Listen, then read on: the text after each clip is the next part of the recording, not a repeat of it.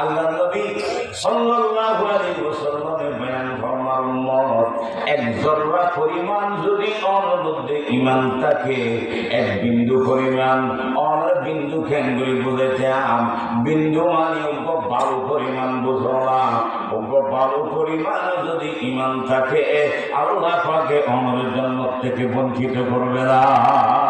কিন্তু আমার যদি ফোয়ারা আমল সালে থাকে নেক আমল যদি ঈমানের সাথে থাকে তাহলে তো জাহান্নামে যেতে হবে না, জাহান্নামে তো গুড়িয়া নহরিব ডাইরেক্ট জান্নাত দেবে।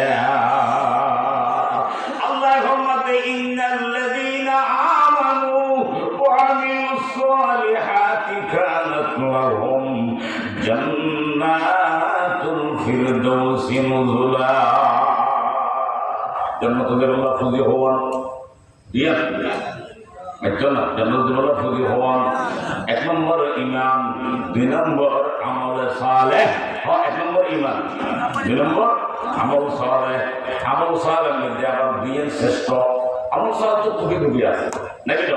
এক নম্বর নামাজ, দুই নম্বর সুন্নতে রাসূল সাল্লাল্লাহু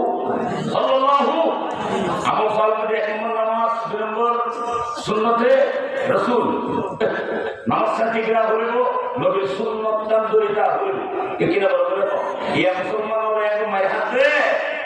ও মুসলমান, এই মুসলমান কি হমলকে শান্তিতে আছে না? সকালে মুসলমান এইগুলো না বললে বলবে কে? আজ মুসলমান কোথায় শান্তিতে আছে আমাকে বলেন।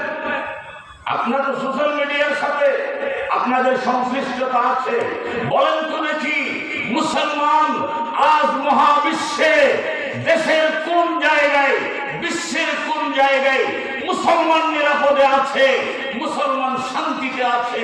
বলুন তো আমাকে। ভাইরা আমার বসনিয়া বলেন